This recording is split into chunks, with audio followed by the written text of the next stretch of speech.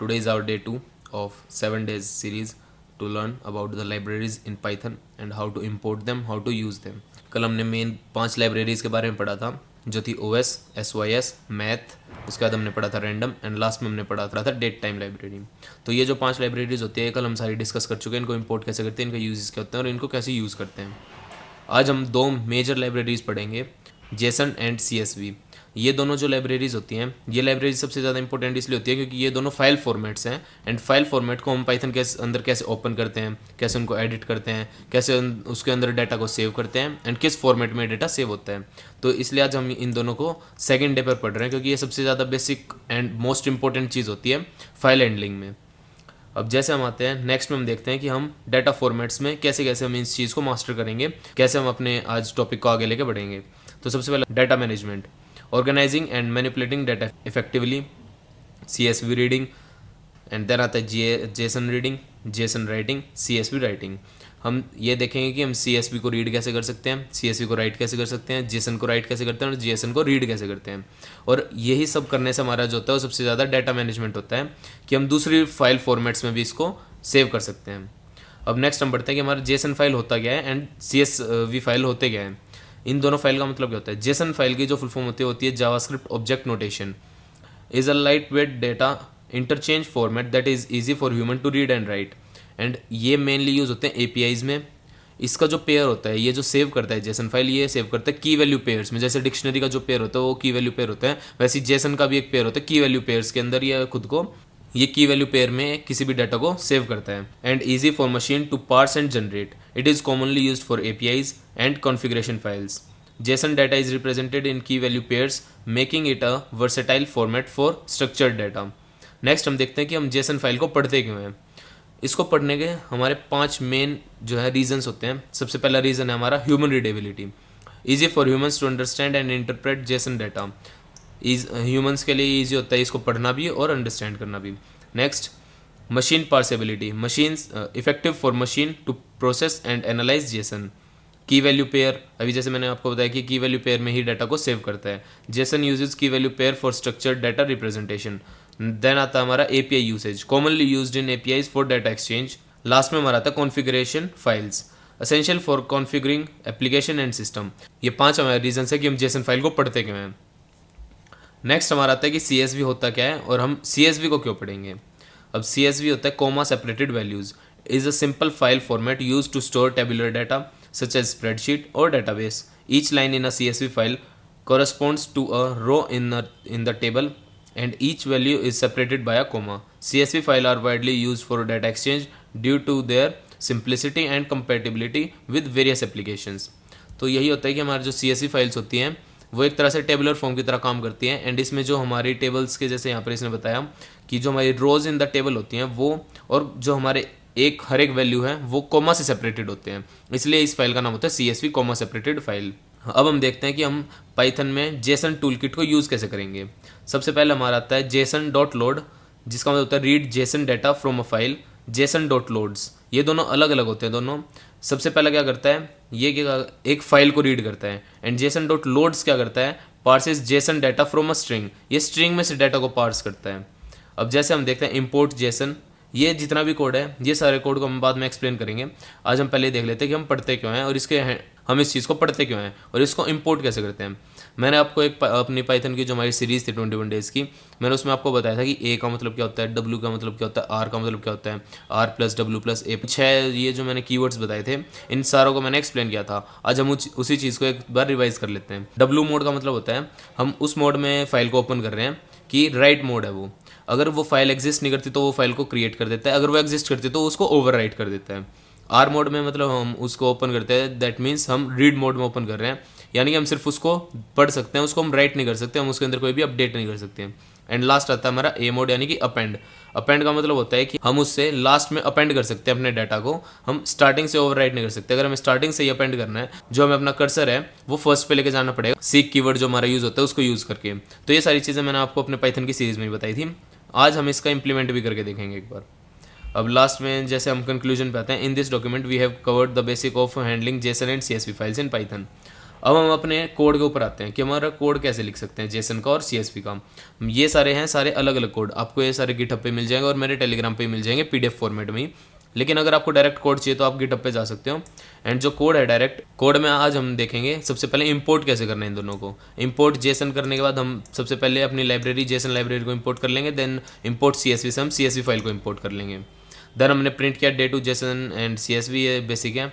Then हमने student underscore data के नाम से एक वेरिएबल बनाया है एंड इसके अंदर एक डिक्शनरी बनाई है जो जिसकी कीज़ है name, course and marks and जिसकी वैल्यूज़ है संभव, पाइथन लाइब्रेरीज एंड 95।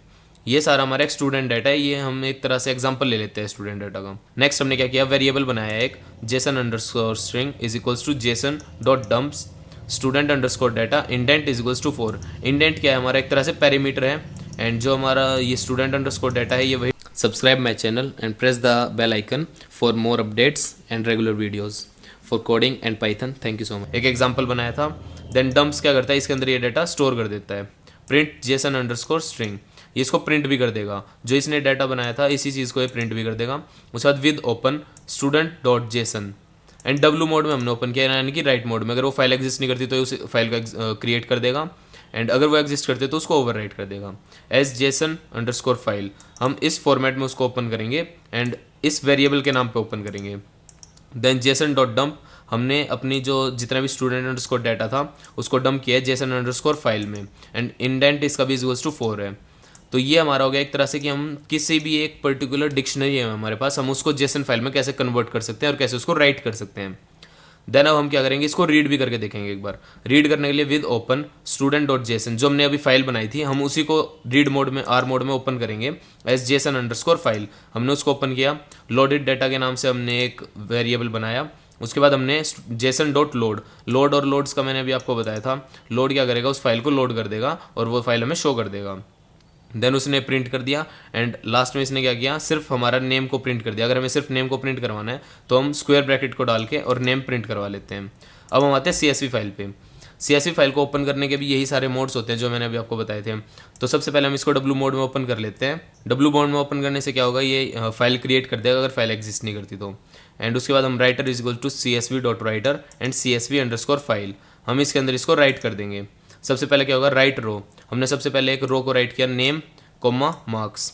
उसके बाद नेक्स्ट रो में हमने राइट किया संभव कोमा 95। थर्ड रो में हमने राइट किया Rahul comma 88 and last row में हमने ऐड किया अमन कोमा 91।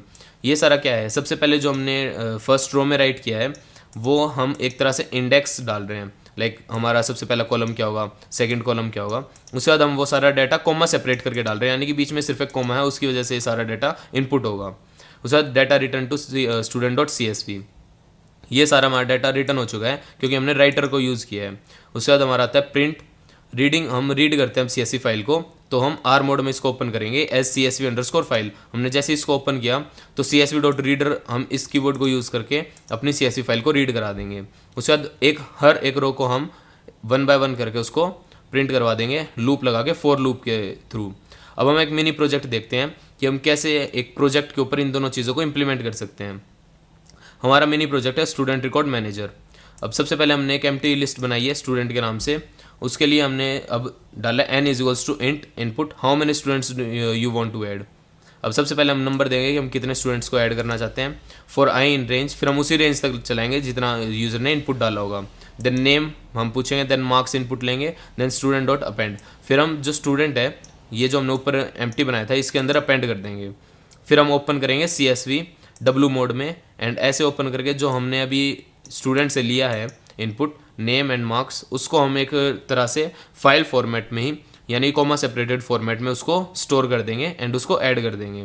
लास्ट में हम प्रिंट करवा देंगे student record save to student underscore record dot CSV with open. फिर हम ओपन करके देखेंगे उसी चीज़ को राइट मोड में जेसन फाइल में। अभी तो हमने सबसे पहले CSV फॉर्मेट में किया, अब हम जेसन फॉर्मेट में करेंगे। जेसन फॉर्मेट में करने के लिए हम सबसे पहले क्या करेंगे, उसको जो हमारा डाटा था उसको लेंगे, फिर हम उस फाइल का नाम लेंगे, फिर इंडेंट डालेंगे। देन उसके बाद ये सारा सेव होने के बाद हमारा जो है एक तरह से वो सबसे पहले CSV में सेव हुआ, देन वो जेसन में सेव हुआ। अब जैसे मैं इस प्रोग्राम को रन करता हूँ, प्रोग्राम को रन करने के बाद आप देख सकते हो इसने सबसे पहले क्या किया, जेसन स्टार्ट किया। जेसन में इसने स्ट्रिंग डाल दिया नेम कोर्स एंड मार्क्स। अब ये जो डाटा है वो रिटर्न हो चुका है जेसन फाइल में स्टूडेंट डॉट जेसन के नाम से। अब data read from student dot JSON, name Sambhav, course Python libraries, marks 95। Then इसने क्या किया था, यहाँ पर इसने मेरा नेम भी पूछा था, स्टूडेंट नेम, एंड इसने लोडेड डाटा फिर मेरा नेम भी पूछा था, तो इसने नेम भी शो कर दिया। अब आते हैं CSV पे। CSV पे इसने क्या कर दिया, एक तरह से टेबुलर फॉर्म में इसको शो कर दिया। सबसे पहले name, then comma, then my marks, ऐसे करके ये एक टेबल बना दी इसने जो कि है कोमा से सेपरेटेड। नेक्स्ट आता है जो हमने अभी एक मिनी प्रोजेक्ट किया था। अब हम क्या करेंगे, हम डाल देते हैं 2 कि हमें 2 स्टूडेंट्स का रिकॉर्ड ऐड करना है। स्टूडेंट 1 का नेम हो गया संभव एंड उसके मार्क्स 89, एंड स्टूडेंट 2 हम ले लेते हैं XYZ ले लेते हैं एंड उसके मार्क्स हो गए 99। अब ये इसने क्या किया, student record save to student underscore record dot CSV, and ऐसे ही जेसन के अंदर भी इसने सेव कर दिया। Program completed successfully. अब हम देख लेते हैं इसने कौन सी फाइल ऐड की है। अब यहाँ पर हम देखते हैं सबसे पहले इसने क्या किया, स्टूडेंट अंडरस्कोर रिकॉर्ड के नाम से ये कॉमा सेपरेटेड वैल्यू फाइल इसने ऐड कर दी, एंड उसके बाद स्टूडेंट्स के नाम से भी जो इसने बनाई थी वो भी कॉमा सेपरेटेड वैल्यू इसने दिखा दी। जेसन के नाम से भी 2 फाइल हैं। अब सबसे पहले हम कॉमा सेपरेटेड वैल्यू को ओपन करके देखते हैं एक्सेल फॉर्म में। अब जैसे हम इसको ओपन करते हैं तो यहाँ पर ये दिखा देगा जो मैंने अभी अभी ऐड किया था 2 स्टूडेंट्स का नेम, ये डायरेक्ट इसने वही दिखा दिया। अब हमें ये क्या करता है, हमें कोई भी इसके ऊपर काम करने की ज़रूरत नहीं होती है कि हम डायरेक्ट पाइथन के अंदर इसको इंपोर्ट करके इसको एडिट भी कर सकते हैं। हम बिना अपने किसी भी CSV फाइल को ओपन किए हम डायरेक्ट पाइथन से उसको एडिट कर पाएँ, इसलिए ये लाइब्रेरीज यूज़ होती हैं। अब जेसन के लिए हमने अपना नोटपैड में ओपन करके देखा है इसको। नोटपैड में इसने ये सारी ये एक डिक्शनरी फॉर्मेट में की वैल्यू पेयर्स के अंदर इन दोनों को स्टोर कर दिया। नेम संभव marks 89, name XYZ and marks 99, ये दोनों चीज़ भी इसने कर दी। अब हम देखते हैं जो इसने स्टूडेंट रिकॉर्ड को सेव किया था।